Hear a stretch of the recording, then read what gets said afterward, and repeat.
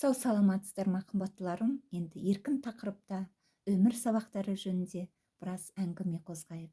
Негізі қазақ айтады, я, сөз қадірі өміріңнің өз қадірі дейді.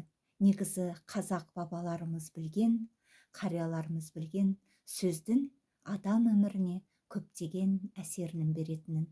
Сондықтан да апаларымыз айтқан жақсы сөз жарым ырыс деген, е.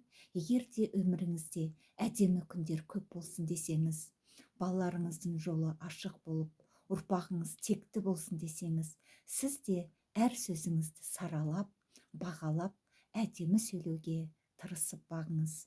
Негізі алып қарайтын болсақ, әр ұлтта да айтылады. Аузыңнан қандай сөз шығатын болса, өмірің де соған жалғасады дейді, я. Сондықтан да өзіңіз ойланып қараңызшы, сіз қай тақырыпта көп әңгіме айтасыз? Сіз маңайларыңызда жүрген көршілеріңізді, достарыңызды, таныс адамдарыңызды, бірге жұмыс жасайтын адамдарды қандай тақырыпта көп әңгіме қып қозғайсыз? Және де сөз сіздің өміріңізге қалай әсерін беруде? Өміріңіз қай бағытта дамуда? Со жайында біраз ойланып, саралап көріңізші.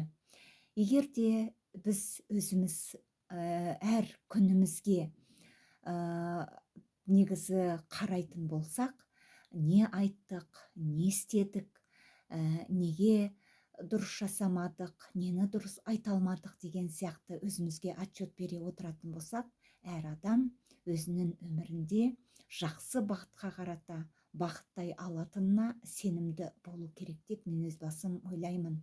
Негізі Құранда да жазылады, я, жамандық істесең өзіңе, жақсылық та істесең өзіңе дейді. Сондықтан да неліктен сіз өз өміріңізді жақсы жағына бұру үшін жақсылықтарды көптеп жасап, және де жақсы сөз айтпасқа, я.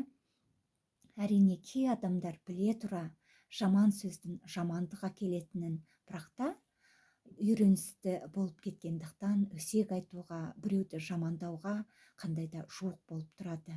Бірақ та сіз күнделікті өзіңізді тәрбиелей отыра, осы жақсы сөз айтып, ырымдап, жақсылықты өзіне шақырайын дейтін болсаңыз, әрине сіздің өміріңізге де жақсылықтар келе бастайды. Сіз ақырында біртіндеп бір жұма көріңіз, е.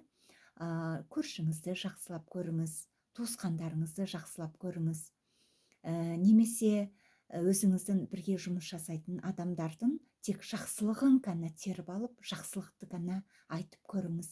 Және де байқаңыз, сіздің өміріңізде қандай берекелер келіп жатқанын, қандай жақсы жағына бұрылып жатқанын өміріңізден байқаңыз. Егер де сіз үйлі болғыңыз келсе, әркімнің үйінің жақсылығын айта бастаңыз. Міне сонда сізге де Алла тағала жақсылығын үйіп төгіп, жақсы үйінде беріп қалуы мүмкін. Әрине, оған уақыт керек, жылдар керек, е. Сондықтан да сіз балаларыңыздың тәрбиелі болғанын көргің келсе, жақсы жағына тәрбиеленген үлгілі отбасының тәрбиелі балалары жөнінде әңгіме қозғай отырыңыз.